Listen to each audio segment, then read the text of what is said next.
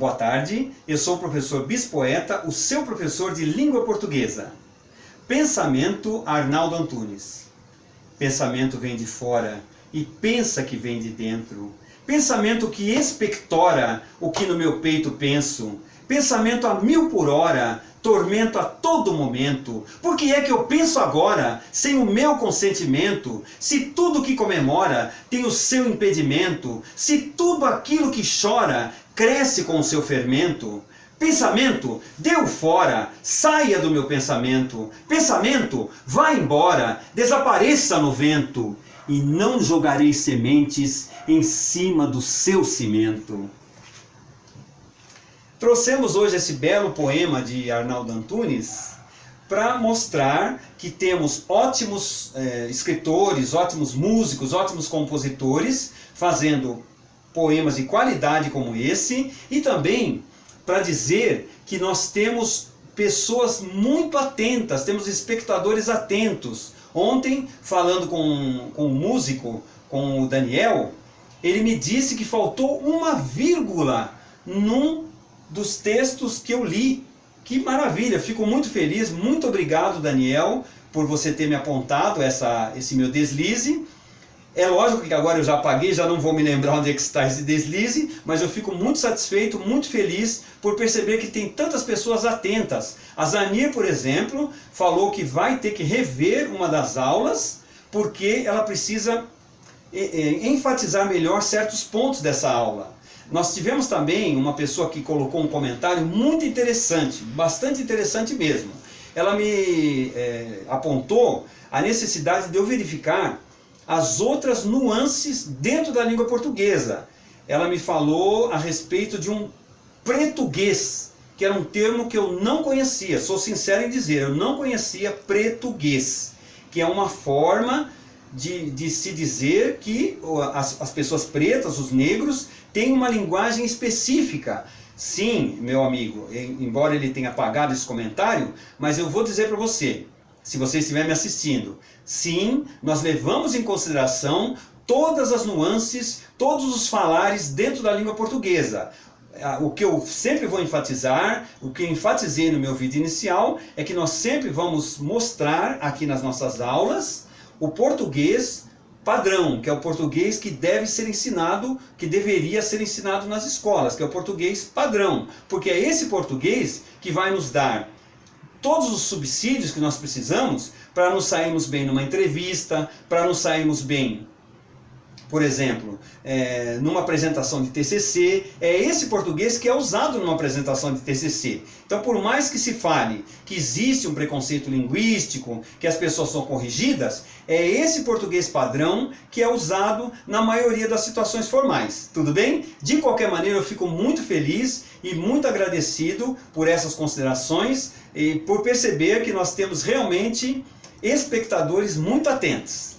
Então nós trouxemos, como eu estava dizendo, a colaboração do Arnaldo Antunes, ex-Titãs, para mostrar que existem bons poetas contemporâneos fazendo um poema como esse maravilhoso de qualidade. Tudo bem? Hoje, dando prosseguimento às nossas considerações sobre conjunções subordinativas, eu vou até pegar aqui o poema falando sobre pensamento vem de fora e pensa que vem de dentro. Dá para vocês verem dessa forma que eu estou mostrando?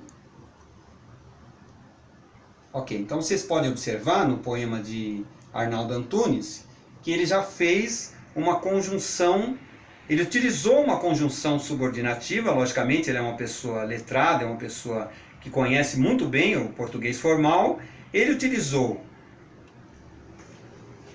pensamento vem de fora e pensa que vem de dentro. Observem que ele pensa, quem pensa, pensa alguma coisa, ou pensa algo. O que é que ele pensa? Ele pensa que vem de dentro. Aí está um exemplo bastante claro de que esse que é uma conjunção que vai fazer essa intermediação, vai fazer essa ligação com o restante do poema. Veja que nesse caso aqui, como se trata de uma conjunção subordinativa, existe uma relação de dependência entre pensamento vem de fora e pensa o quê?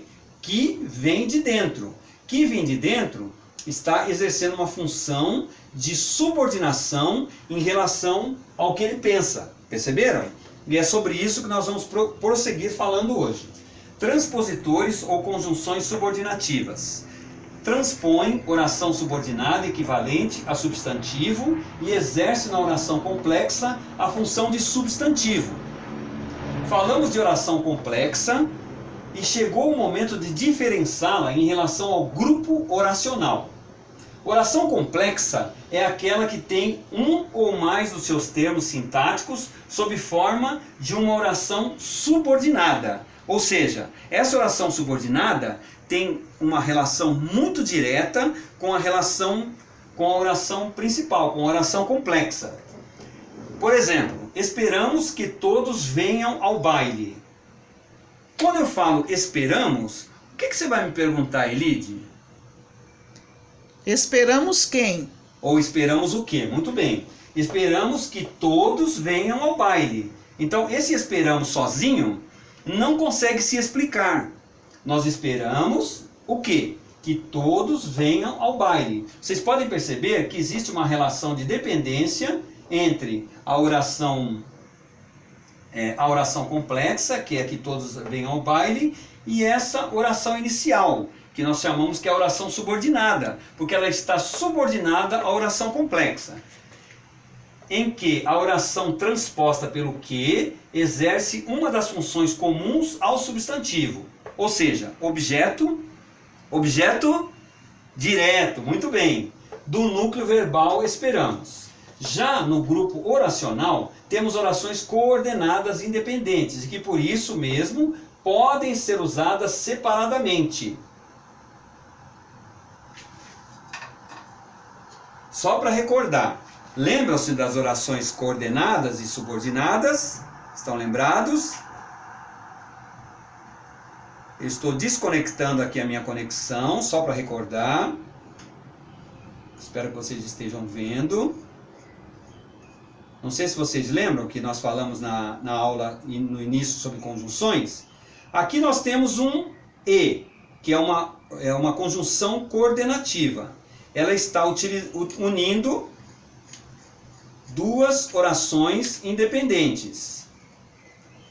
Então aqui nós temos, digamos, não quis sair e também não almoçou. Não quis sair está representado aqui, o E está representada pela conexão, também não almoçou. São duas orações independentes, por quê? Porque elas podem funcionar isoladamente. Lembram disso? No caso das orações coordenadas. Já no caso das orações subordinadas, não existe essa independência. Por isso que elas são chamadas de subordinadas. Chegamos tarde e não assistimos a todo o filme, mas vimos o mais interessante dele. Já nesse caso aqui, já no grupo oracional, temos orações coordenadas independentes e que por isso mesmo podem ser usadas separadamente. Não é o caso dessa que nós vimos agora. Chegamos tarde, não assistimos a todo o filme, vimos o mais interessante dele. Exatamente. Então nessa daqui dá para construir orações independentes. Mas nós vamos ter que fazer essa pontuação para poder chegar nesse resultado. Perceberam? As conjunções e mas não modificam o valor sintático das orações reunidas, apenas indicam o tipo de relação semântica. O e, que é de adição, e de contraste, que é o mas. Além do que, conjunção integrante e do que, pronome relativo, existem outros. Quais são eles? Interrogativa com conjunção integrante que ele não sabe. Mais uma vez, Elide, se eu perguntar para você, ele não sabe, o que você vai me responder? O que você vai perguntar para mim? O quê? Tá bom. Se terá sido aprovado. Agora sim, agora fez sentido.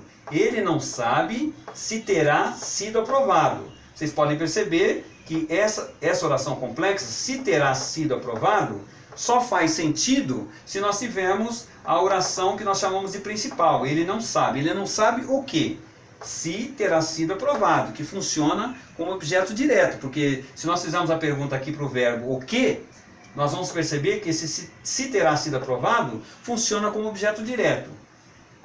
No exemplo B, se, que transpõe oração no nível do advérbio e, como tal, está habilitada a exercer a função de adjunto adverbial com valor de circunstância de condição, e por isso mesmo é chamada de conjunção condicional.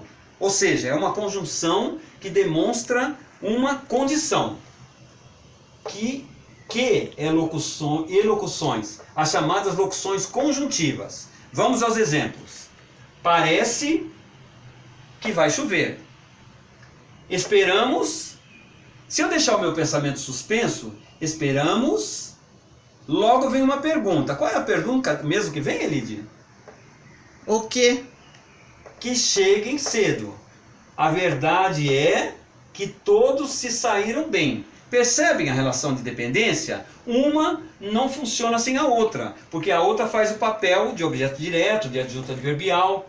Se a função é de complemento relativo, ou de objeto indireto, ou complemento nominal, a conjunção que vem precedida da conveniente preposição. Por exemplo, estavam precisando. Quem precisa, precisa de alguma coisa. Lembram disso? Quem precisa, precisa de alguma coisa. Estavam precisando... De quê?